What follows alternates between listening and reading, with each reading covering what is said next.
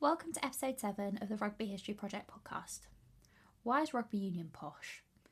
In many countries, rugby union is considered to be a sport for the middle classes. Stereotypically played in private schools by the sons of professionals, the sport often struggles to overcome this perception. However, how true is this reputation, and why did the sport gain it in the first place?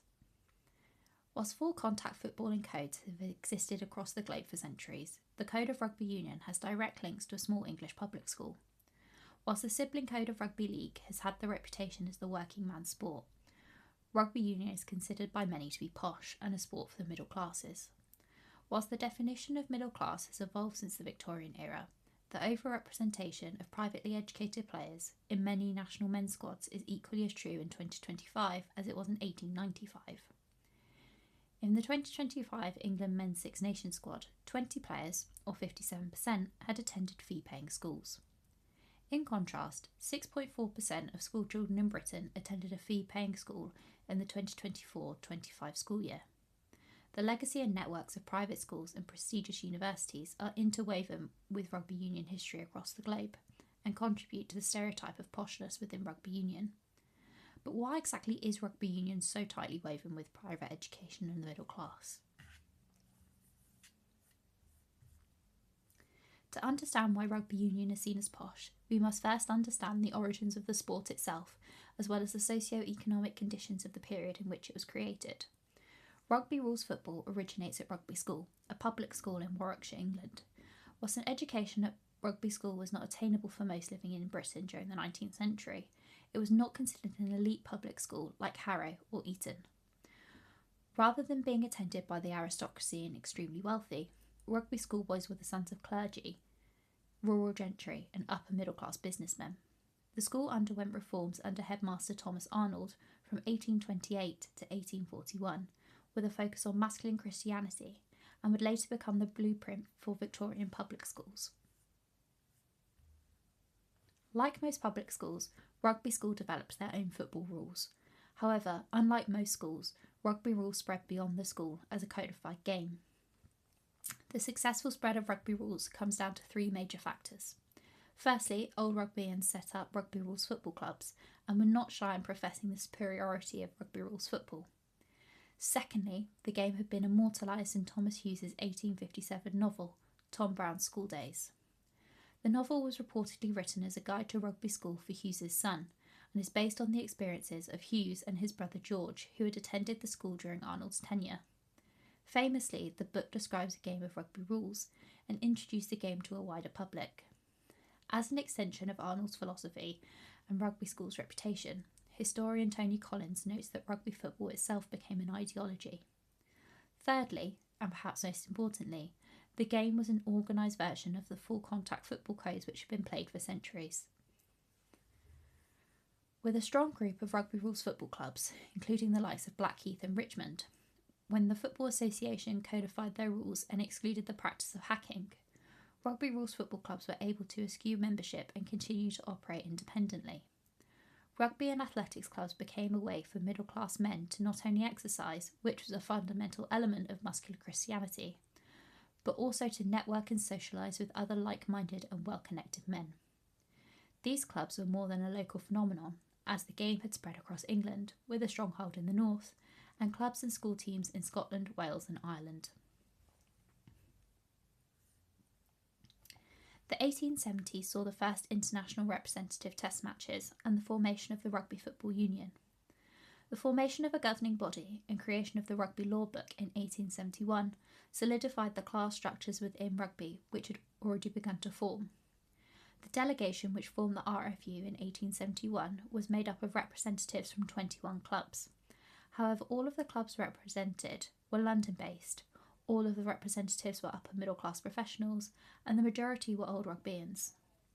The three members chosen to write the law book were also old Rugbyians, meaning that play variations created by non-Rugbyians were not considered. The domination of old Rugbyians continued, with the first 5 RFU presidents also being from the school. Old Rugbyians were also responsible for the biggest myth within rugby history, a creation which aimed to legitimise class hierarchy within the sport. The myth of William Webb Ellis has endured through to the 21st century. with the name featuring on the Men's Rugby World Cup trophy. The myth of the schoolboy who picked up the ball and ran with it has been used in official RFU advertisements too. The story is perfectly poetic and seems almost too good to be true. And that would be because it is. There is simply no evidence to suggest that William Webb Ellis even played football, let alone revolutionised the game. The story probably originates from Matthew Bloxham, a former local pupil of the school who went on to write for school magazines. One of these stories, dating to 1876, involves William Webb Ellis and his supposed invention. The story was written at a point in time in which old rugbyans, and the upper middle class generally, were beginning to feel their grip on the sport slip. Over half of the rugby clubs in England were based in the north, where the game was played by a predominantly working class men. Rugby was simply a codified version of similar local games, rather than an example of the display of Christian masculinity of the elite. As a way to correct this view, the origin myth of William Webb Ellis allowed the old rugbyans to hold on to the supposed ownership of the game. Despite this, or rather in spite of, the ownership myth, rugby in working class communities in the north of England continued to grow. The 1886 ban on professionalism, which ostensibly banned all forms of payment to players, not only disproportionately affected working class players, but was also enacted to weaken the burgeoning power of northern clubs.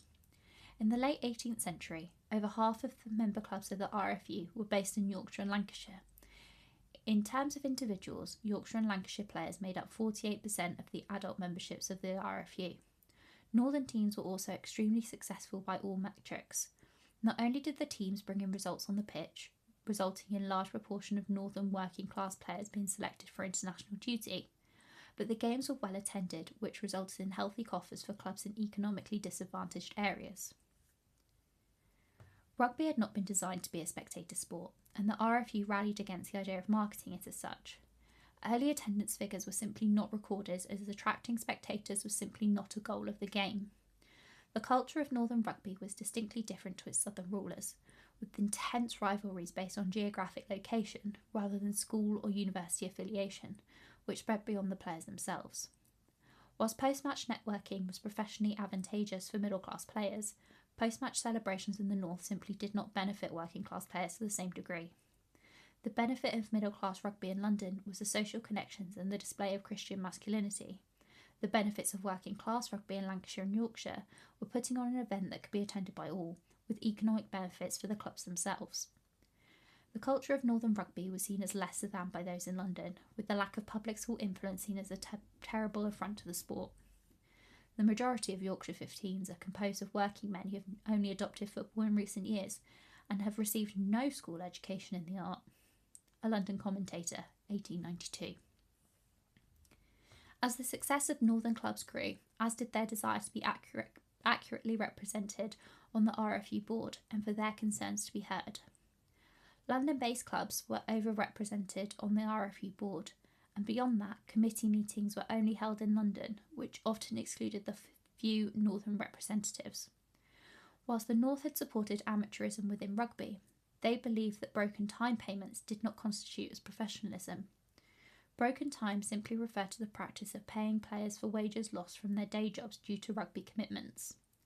Whilst middle-class professionals were either not affected by the loss of earnings or did not experience it at all, working-class players were severely impacted by their loss of earnings.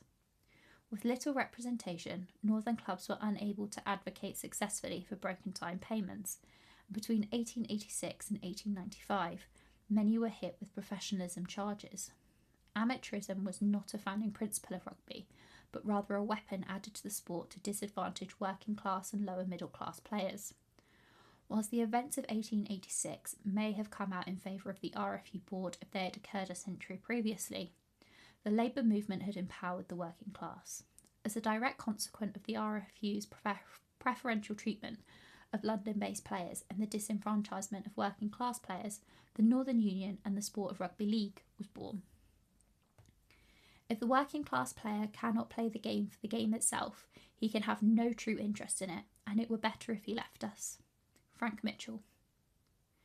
The links between the middle class and rugby don't just exist in England. The spread of rugby has historically been intertwined with colonialism and the British Empire. Whilst the RFU itself was not directly involved in the spread of the game, and also technically was not in charge of governance of the game following their addition to the IRFB in 1890, their influence was seismic as de facto rulers of the rugby world. The network of old public schoolboys and officers in the British Army led to a global expansion of the game. While some nations have been able to move away from the same connotations that the game has in England, the foundations are identical. As to be expected, the first countries that rugby expanded to were Wales, Scotland and Ireland, with instances of rugby rules being played in Wales in 1850 and in 1854 in both Ireland and Scotland. In each instance, the game was brought to the nation by former public schoolboys from England. Rugby in Scotland initially mirrored the game in England, primarily played at newer public schools, attended by the sons of upper middle class businessmen, clergy and professionals. The game's hub was in the capital city, but the border region also had a significant rugby playing population. Unlike the game in Edinburgh, rugby in the borders had less of a class-based structure and developed as a codified alternative to the local game of bar. The border-based players faced challenges when it came to facing international selection. Whilst many of Scotland's greatest ever players have come from the borders, including the likes of Scotland men's coach Gregor Townsend, border players have often had to work harder to be recognised by international selectors. Due to the intense networking of the middle of private schools in Edinburgh, provincial players who have not attended public schools struggled in comparison. Trinity College Dublin's rugby club DUFC was founded in 1854, meaning that rugby predated Catholic admission to the university by 19 years. Despite the exclusion from the original rugby club in Ireland, upwardly mobile Dublin Catholics took on the game within the private school system, following an 1868 publication of the rules in a cricket annuum. Rugby became incredibly important to the Dublin, and to an extent wider Leinster, middle-class Catholic culture. Unlike the unorganised structure of English rugby, cups and leagues were a key element of Irish rugby from the start. Dublin private schools such as Blackrock College have built their reputation on their success in rugby competitions and the pipeline to the national team. In the north, rugby has strong connections to the Protestant Unionist community, but the economic demographics stayed the same, as the game stayed the prerogative of the middle classes. Generally speaking, rugby developed as a game for the privileged elite, both Catholic and Protestant, in Ireland. The exception to this is in Munster, where class was not a barrier to involvement due to open clubs and a desire to be competitive. Unlike Dublin, in which rugby was played across the middle class regardless of a religious denomination, Munster was predominantly Catholic. Unlike Protestant sensibilities which forbade sport on Sundays, Catholic culture saw no issue with rugby on the Sabbath. The extended playing window on weekends allowed working men to participate. Whilst clubs may have initially been drawn across caste lines, clubs like Garryowen showed that talent did not have a class distinction with them, winning all but 2 Munster Senior Cups between 1889 and 1900. Many rugby fans will tell you that rugby isn't just a sport for posh public schoolboys, because the game in Wales is for everyone. Unfortunately, this isn't quite true. Whilst Welsh national team selections have historically featured significantly less privately educated players than any of their closest rivals, class has always played a part in rugby in Wales. Rugby rules football was introduced to Wales through St David's College and Llandovery College before spreading to the few fee-paying education institutions and grammar schools in Wales. Rugby spread through all sections in society, which had not been seen in other countries to this point. However, despite the wide playing pool and love for the sport in Wales, class did hamper the careers of many. Grammar school educated players who went on to university were able to play without the concerns of making a living for a longer period of time than those who left school and went into manual labour. Whilst a blind eye was turned to the practice of boot money in Wales, many players felt intense economic pressure. To counter this, thousands of Welsh players, including British and Irish Lions and national team captains, turned to rugby league and went north. Going north, especially during periods of economic trouble, directly affected the international success of the Welsh national team. This phenomenon disproportionately affected Wales in comparison to their Irish and Scottish counterparts, and within Wales affected working class players more than their middle class counterparts. Those from immigrant and/or minority backgrounds were disproportionately more likely to go north, partially for economic reasons and partially due to racism and xenophobia within Welsh rugby. Imperialism doesn't only arrive with bombs and bases, it arrives with jerseys. Social Rights Ireland 2025. The spread of rugby beyond the home nations can easily be linked to the British imperialism during the late 19th century. In France and Italy, the sport was introduced by British businessmen who played the sport at their English public schools. Similarly, the game was introduced to Argentina through the surprisingly large and wealthy British population. The game thrived in Argentina, as much like their English counterparts, the code was used as a way to separate the upper middle class elite from their working class compatriots. Aside from these three notable exceptions, the vast majority of traditional rugby nations were introduced to the sport through British colonialism. Whilst the British Army contributed to the spread of rugby in Commonwealth countries such as Canada, Fiji and India, as major outposts of the British Empire, footballing codes in Australia and Aotearoa, New Zealand, developed in a similar manner to Britain. When rugby was introduced to these nations in the latter half of the 19th century, it was through traditional channels. In Australia through Sydney University, in Aotearoa through an MP's son who had been educated in London. In both cases, rugby was seen as a way to connect their nations with what was often described in contemporary sources as the motherland. Complex colonial attitudes often meant that nations within the British Empire saw themselves as British, and white society dictated that cultural links were upheld. Whilst rugby in New Zealand had a similar role to the one it has in Wales, rugby union in Australia is heavily linked to the private school system. As a nation with multiple competing football codes, including the native Australian rules, the code of football in which somebody participates in is often seen as a signifier of their class affiliation. Rugby union is heavily linked to the private school system, whilst league is seen as the working man's game. Unpacking the societal conditions of rugby in South Africa requires both sensitivity and time, which this podcast does not have the bandwidth for. However, it's undeniable that between the introduction of the game in 1861 and the end of the Second Boer War in 1902, the game was played almost exclusively by affluent British immigrants and British soldiers. It is also of note that whilst in the last few decades rugby has expanded significantly, there is still a heavy focus on schoolboy rugby for the development of players, and that the schools involved are generally either fee-paying or elite state schools. Most discussions of class within rugby omit women's rugby entirely from their discussions. Whilst much of this is probably rooted in the general apathy from many towards the women's game, it is also due to the fact that there is a belief of class being less of a factor in the women's game. Women's rugby began as a counterculture movement, with women taking on what was seen as a hyper-masculine contact sport during second wave feminism. However, the women who embarked on this endeavour were predominantly university students. While social mobility in the 21st century has allowed for more working class people than ever to achieve tertiary education, during the 20th century a university education was very much the prerogative of the middle and upper classes. Beyond this, pursuing rugby during this era would have come at a financial cost and time commitments for the participant, which may have prevented a working class player from being able to access the elite level. The founding four of the Women's Rugby World Cup in 1991 were all university-educated, middle-class professionals living in London, not too dissimilar from the privately educated upper-middle-class professionals who founded the RFU in London in 1871. Class features heavily in Jacob Basford's paper on the 1991 Rugby World Cup, in which he mentions an anonymous participant describing the host venues as the middle of nowhere and the backwaters of Wales, showing that classist attitudes also exist in women's rugby. Whilst it is undeniable that women's rugby demographics are significantly different, the setup of elite women's rugby is reliant on the same systems which allowed amateurism to uphold the status quo in men's rugby for over a century. Very few female rugby players attend fee-paying schools, even in countries in which the men's game relies on that system.